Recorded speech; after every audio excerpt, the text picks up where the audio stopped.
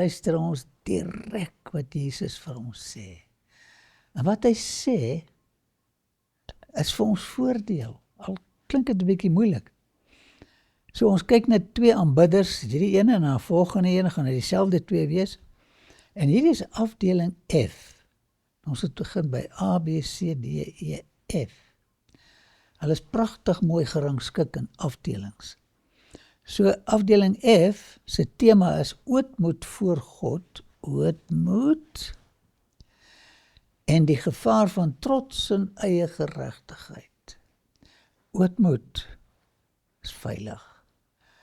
Trots, eie geregtigheid is baie gevaarlik. Ons gaan kyk na 2 mense wat kom bid het. Die fariseer en die tollenaar. Liefdevolle Vader, as U nie praat nie, sal ons nie kan hoor nie. Help ons om te luister wat U sê en toe te laat dat U ons lewens mooi maak. Want ons is nie altyd so baie mooi nie. In Jesus naam, amen. Met die oog op mense wat seker was dat hulle eie saak met God reg is. Hoe voel jy? En wat op ander neergesien het Jesus hierdie gelykenis vertel. 2 mense het na die tempel toe gegaan om te bid. Die een was 'n fariseer en die ander een 'n tollenaar. Groot kloof tussen die 2. Die fariseer het gaan staan, kyk nou net hier so, en by homself so gebid. Nou bid hy dat almal hom kan hoor. O God, ek dankie dat ek nie soos ander mense is nie, o dankie tog. Diewe, ek het nog nooit gesteel nie. Bedrieërs, ek het nog niemand bedrieg nie. Egbrekers nie, ek is nog getrou aan my vrou. En ook nie soos hierdie tollenaar nie, die ou skelm. My liewe vriend, was jy al so trots op jouself, dat jy gedink het, jy is beter as die tollenaars van die lewe. Ek vas 2 keer in die week, hoe's daai? En ek gee 'n 10de van my hele inkomste. Ek is eerlik. Goed, kom ons luister na die ander ou. Maar die tollenaar het daar ver bly staan en wou selfs nie na die hemel opkyk nie. Kan jy hom daar sien? Hy lyk so. Hy het bedroef op sy bors geslaan. Ek dink hy het 'n paar ribbers gebreek en gesê, o God, wees my sondaar genadig. En nou kom Jesus met 'n uitspraak. Ek sê vir julle, hierdie man, jou tollenaar, en nie die ander een nie, het huis toe gegaan as iemand wie se saak met God reg is. Dit het gedruis met die teologie van die dag. Elkeen wat hoogmoedig is. Sjoe, was jy al hoogmoedig? Elkeen wat hoogmoedig is, sal verneder word. En dit is swaar om verneder te word. En hy wat nederig is, sal verhoog word. Nou daar is soveel dieptes in hierdie gelykenis, dat ons dit nie kan pyl nie. Maar mag die Heilige Gees met ons praat, terwyl ons daardeur werk.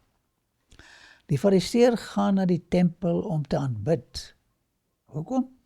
Nie omdat hy voel dat hy 'n sondaar is wat vergifnis nodig het nie, maar omdat hy dink dat hy regverdig is en hoop om geprys te word. Hoop jy om geprys te word as jy kerk toe gaan? Hierdie is so subtiel. Sy aanbidding beskou hy as 'n daad van verdienste wat hom aan God sal aanbeveel. Hier is ons in die kerk. Wil ons 'n indruk op God maak. Terselfdertyd sal hy mense met sy vroomheid beïndruk. Ag, moeder, kan jy sy lyfstaal sien? Ag, hy is so wonderlik.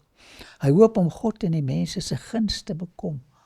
Ag, bewonder my asseblief. Sy aanbidding word deur eie belang gemotiveer. Wat is die inhoud van my gebed en jou gebed? Jakkals prys sy eie ster, was 'n ou uitdrukking gewees.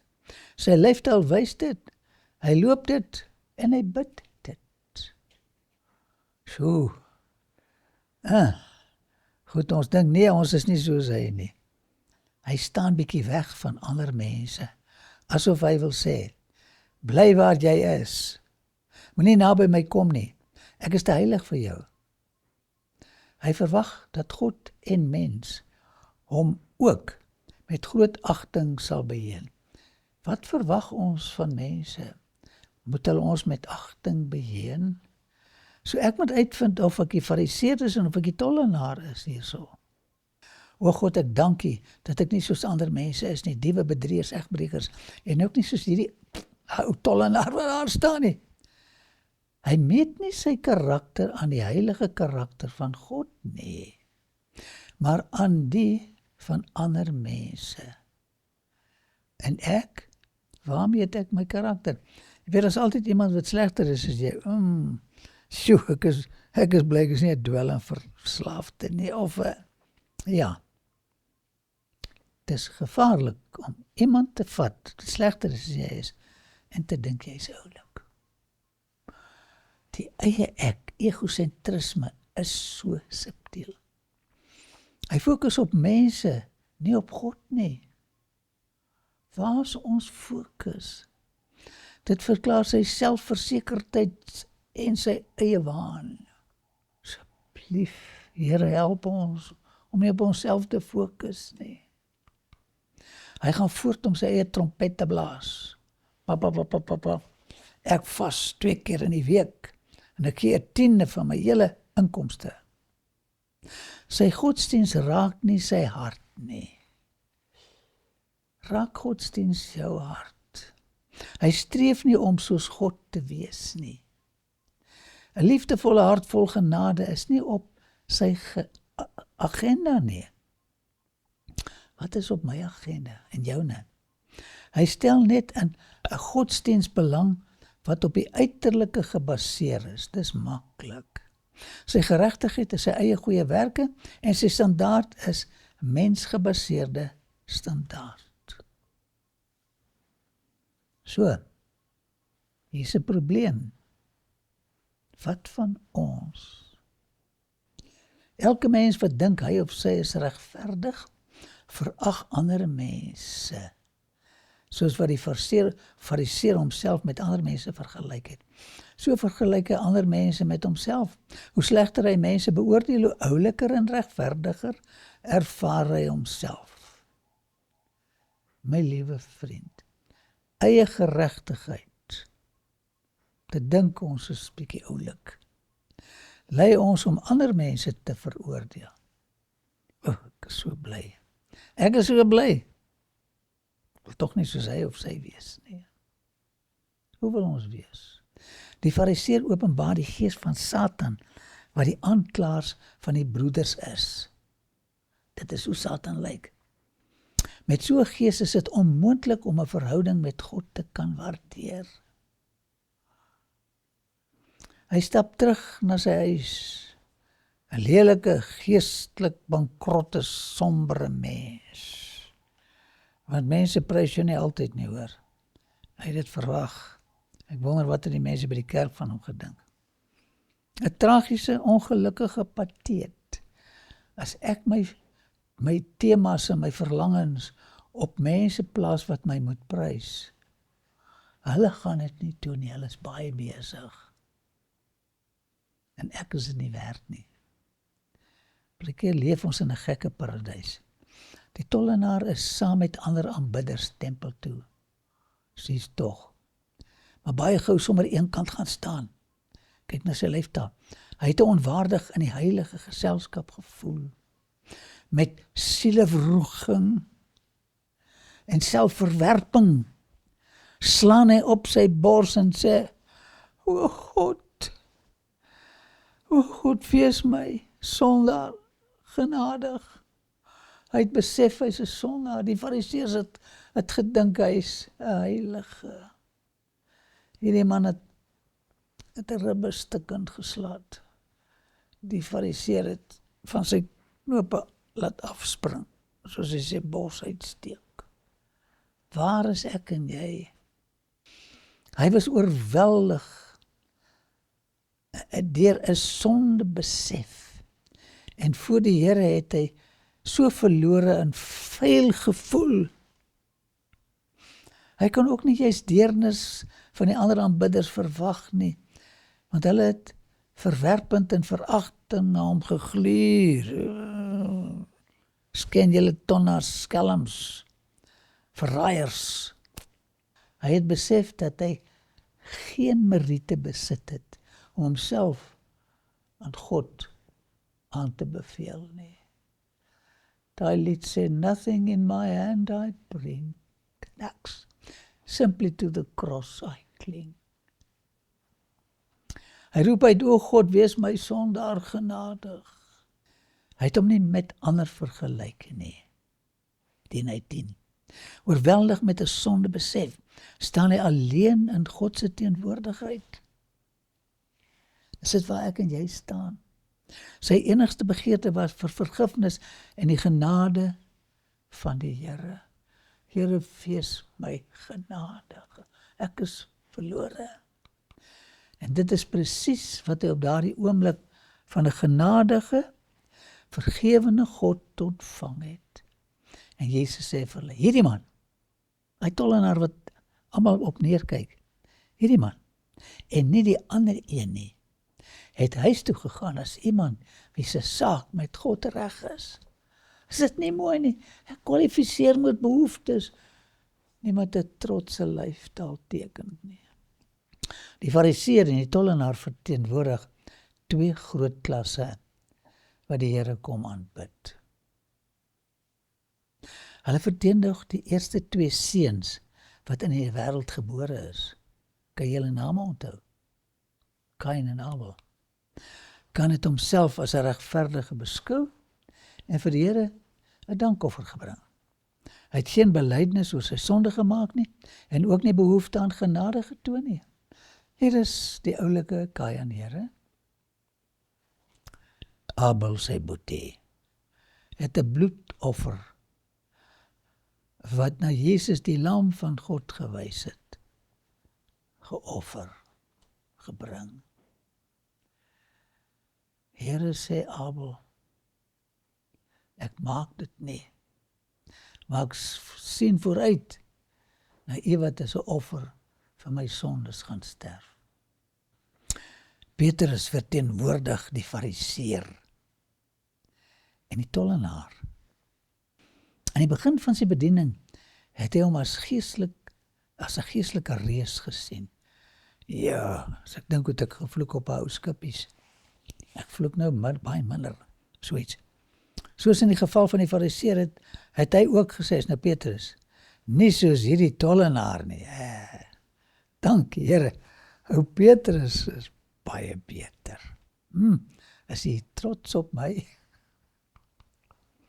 Die nag voor Jesus verraai is, het hy die disippels gewaarsku.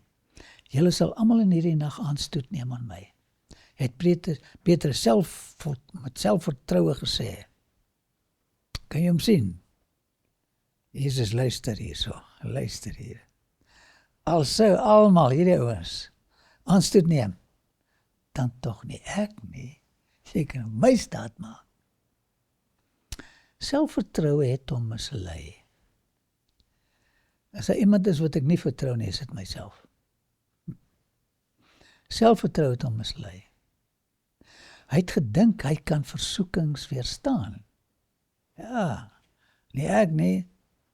Maar 'n paar uur later het Jesus met vloeke verloon. Met 'n ou meisietjie wat hier naby hom staan. Pateties. Toe die haan begin kraai het hy met verbasing en skok ontdek wat hy so pas gedoen het. Nee. Op daardie oomblik het Jesus met liefde en deernis na die selfvoldane Petrus gekyk. Jesus draai sy oë, sy kop soontoe. Nog 'n klomp vloeke op sy lip van Petrus. Kan jy daai oomblik ervaar? Op daardie oomblik het Jesus met liefde, nie verwyd nie, So. En teernis, liefde, teernis. Na die selfvoldane Petrus gekyk. Ek sal eendag in die hemel vir Petrus vra, hoe het Jesus gelyk, man. Petrus het liefdesboodskappe met ontsettende pyn ervaar en uiteindelik die ware Petrus ontdek. Het jy die waarheid jy al ontdek? Ek ontdek die ou François, maar kort. Dan sê ek soos ou tollenaar. Hy het bitterlik begin te huil, want Jesus se blik het sy hart gebreek. Hy was soos die tollenaar wat genade gevind het. Jesus se oë het hom van vergifnis verseker. Watter oë het Jesus nie, as ek na hom toe kom, as ek 'n gemors gemaak het. Nie verwyd nie, maar liefde en pyn. Sy selfversekering was vir altyd weg. Nooit weer het Petrus uitsprake van sy groot lojaliteit gemaak nie. Hy het baie groot genade ontvang. O, dis 'n mooi verhaal. Jesus het Petrus na sy opstanding 3 keer getoets. Toe hulle dan klaar was met die môreete, vra Jesus vir Simon Petrus, Simon, seun van Jona. O, hierdie was seer gewees. Het jy vir my lief, ou Pietertjie? Het jy my waarlik lief, Petrus? Meer as hulle hierso. Hy antwoord hom, ja Here, u weet dat ek u lief het. Hy sê vir hom, laat my lammers wei. Petrus het hom nie bo sy kollegas verhef nie. Hy het homself op die een verlaat wat sy hart kon lees. Kom ons verlaat ons op die een wat ons harte kan lees. En vra vir hom, hoe lyk dit hier binne in my? Ek sien nie altyd hoe sleg ek is nie. Hy vra hom die 3de maal, Simon, seun van Jona, hoor jy so, Pietertjie man. En hy sê hom so drukkie, jy my lief. Petrus het bedroef geword, omdat hy hom die 3de maal vra, het jy my lief? In die Grieks is daar interessante woordspele van die 2 liefdes. Die ene is 'n klein enetjie en die is 'n groot enetjie. Toe Jesus die 3de keer met hom praat, toe gebruik hy die ou kleintjie, die phileo. En hy antwoord hom, Here, u weet alles. U weet alles. U weet dat ek u lief het, met die ou klein liefdetjie. Jesus sê vir hom, laat my skape wei. Hy het sy opdrag ontvang, groter in omvang en meer delikaat as wat hy tot nou toe gedoen het. Jesus gesê, hy moet die skape en die lammers koesterend oppas. Hy moes geval het om vergifnis te kon ontvang het. Deur aan Petrus die rentmeesterskap van die siele te gee, vir wie Jesus sy lewe afgelê het Jesus vir Petrus die grootste bewys van sy vertroue in Petrus herstel gegee. O, dis mooi, dis 'n mooi storie hierdie. Die eens rustelose, groot prater, selfversekerde disipel, het verslaag geraak, kan jy hom sien. Voortaan het hy sy Here in selfverloning en selfopoffering gevolg. Hy was nie meer 'n meneer nie. Hy was 'n deelgenoot in Jesus se lyding en wanneer hy op die troon van sy heerlikheid sit. Ek wil amper huil as ek dit lees. Sal Petrus 'n deelgenoot in sy heerlikheid wees. Dis hoe Jesus sondaars behandel. Sondaars wat besef hulle sondaars. Hy kan niks met eie geregtigheid mens doen nie. Die lelik wat aanleiding tot Petrus se val gelei het en wat die fariseërs van gemeenskap met God uitgesluit het, verwoes nog steeds duisende lewens. Daar is niks so aanstootlik en walglik vir God of so gevaarlik vir die mens as trots en selfsug en eie geregtigheid nie. Het jy een of ander akademiese titel? Van al die sondes is dit die ergste, die ongeneeslikste. Ons hoef nie 'n groot opinie van onsself te hê nie. Soos Opperman in sy gedig sê, oor alles hou die wurm waag. Ag, pateties. Ek het by die sterfbed van belangrike mense gestaan. Vriend, ons is niks. Asemhaling is 'n geskenk van hom. En as jy slim is dit ook 'n geskenk van hom. Moenie neerkyk op die dommes nie. Petrus se val was nie oornag nie. Selfvertroue het hom laat dink hy's gered. Sjoe, stadig maar seker het hierdie misleiding daartoe gelei dat hy sy meester verloon het. Selfvertroue is gevaarlik. Ons kan nooit hierdie kant van die hemel dink dat ons van versoekings gevrywaar is nie, as wat Petrus gedoen het. Mense wat die verlosser aangeneem het, hoe opreg hulle bekering ook al moet wees, moet tog nooit sê of voel dat hulle waaragtiglik gered is nie. Mense spog, ek is gered, wat van jou man? Dit mag baie misleidend wees, soos in die geval van Petrus. Kom ons wees nederig. Elkeen van ons moet geleer word om hoop en geloof te koester. Hoewel ons onsself aan Jesus oorgegee het en oortuig is dat hy ons aangeneem het, plaas dit ons nie buite die bereik van versoekings nie. Ek het dit gesien, jy het dit miskien ook gesien. Waar die sogenaamde heiliges val. Mense wat selfvertroue gehad het. Die Bybel sê baie sal gereinig en gesuiwer en gelouter word. Net hy wat versoekings te bowe kom, sal die kroon van die lewe ontvang. Salig is die man wat versoekings weer verdra, wat as hy die toets deurstaan het, sal hy die kroon van die lewe ontvang, wat die Here beloof het aan die wat hom liefhet. Pragtige teks is dit nie. Wanneer ek Jesus se verlossing aanvaar en in eie geregtigheid en met groot selfvertroue sê dat ek nou verseker gered is, loop ek die gevaar dat ek op myself vir my redding verantwoordelik is. Jy is nie op jou eie redding verantwoordelik nie. Nee, dit is nie jou besigheid nie. Hy red ons. Ons kan onsself nie red nie. Ek loop gevaar om my gevallenheid en my voortdurende behoefte aan goddelike krag uit die oog te kan verloor. Is ek gered of is ek nie? Dit is nie jou besigheid nie, wees nederig en vertrou op die Here.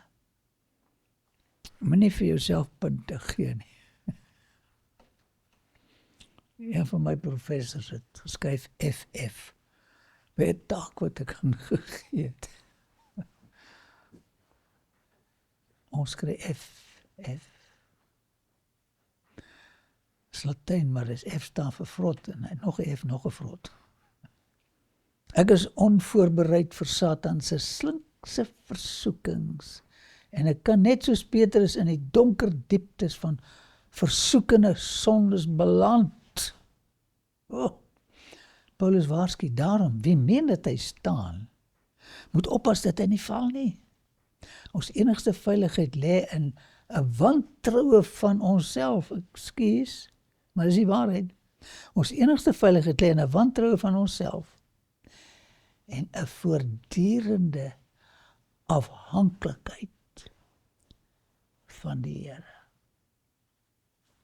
Ons moet waak en bid. Ons is nie 'n meneer nie. Ons is gevalle sondaars.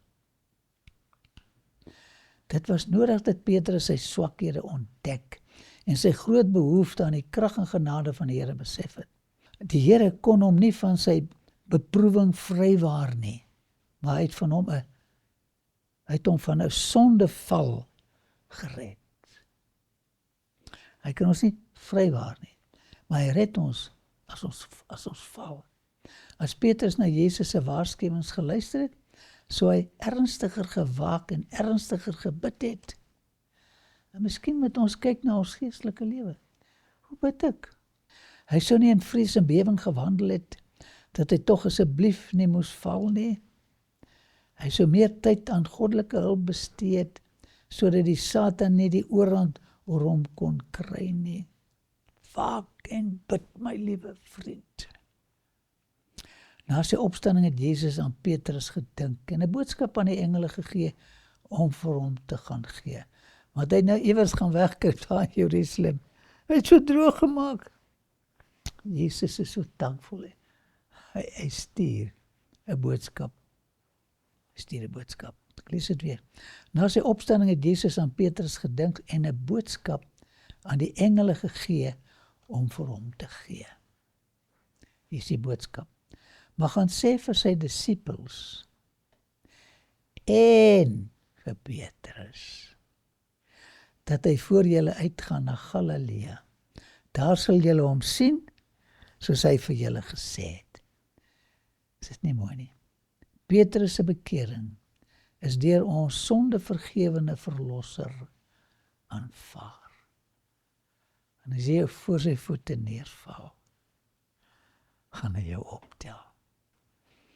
Die presiese deernis waarmee Jesus Petrus behandel het, rig hy aan elke mens wat onder versoeking geknak het. Miskien het jy, miskien het ek. Maar dis hoe hy gevalle mense hanteer. Met 'n omhelsing, nie met 'n skrobbering nie. Ek is so beïndruk met God se liefde vir sondaars soos ek. Dit is Satan se bose plan om mense in sonde te lei en hulle dan hopeloos, hulpeloos, bewende en vol selfverwyte te dompel. Dis Satan. Jesus is anders. My liewe vriend, moenie moed opgee nie, want die Here sê, hulle moet my beskutting aangryp. Hy moet ons beskut, hy moet ons oppas. Vrede met my maak, moenie vir hom kwaad wees nie. Vrede met my maak, herhaal, vrede met hom maak. As jy kwaad oor 'n kind wat jy verloor het vir die Here, of ek vra maar net, elke bemoediging wat ons ontvang, kom van die Here af. Jesus het sy gebroke liggaam gegee om sy erfdeel terug te koop, om vir ons 'n geleentheid op verlossing te gee. Golgotha gaan die kurrikulum van die ewigheid wees. Daarom kan hy ook volkome red. Ek kry dit nie reg nie. Hy kry dit vir my reg. Daarom kan hy ook volkome red, die wat deur hom tot God gaan. Omdat hy, wat sê dit? Altyd leef, om vir hulle in te tree. Vader, hierdie kind van U het geval. Ek tree vir hom of haar in. Asseblief, gee hulle nog 'n kans. Sy offer is meer as voldoende. Ons advokaat het nog nooit 'n saak verloor nie. Ons gebede styg saam met die wierook van sy vlekkelose geregtigheid na die Vader op. Is dit nie mooi nie? Saam met sy gebede, ons gebede, vat hy dit na die Vader toe. Deur Jesus se geregtigheid word ons volmaak verklaar. Nie my geregtigheid nie, maar sy geregtigheid. Soos jy bid, vat die Here jou gebed en hy geur dit met sy volmaakte liefde en heiligheid en neem dit na die Vader. Jy vind dit in Openbaring 8 vers 1. Gegeur met die parfuum van sy geregtigheid, styg sy welriekende geregtigheid na die Vader op. Dis wat gebeur as ons bid. Het jy dit gekry? Ek lees dit weer. Gegeur met die parfuum van sy geregtigheid, styg sy welriekende geregtigheid na die Vader op. Ek en jy wat stink, ruik dan lekker. Ons dien 'n wonderbaarlike Here. Jesus se offer word ten volle aanvaar en vergifnis dek al ons sondes. Volgende keer, Jesus waarborg om ons plaasvervanger en sekuriteit te wees. En hy stel niemand teleur nie. liefdevolle Vader. Ek kan nie u liefde begryp nie. Maar help my om minder op myself staat te maak. En totaal geheel en al op u genade staat te maak. U vergifnis, u verlossing. In Jesus naam. Amen.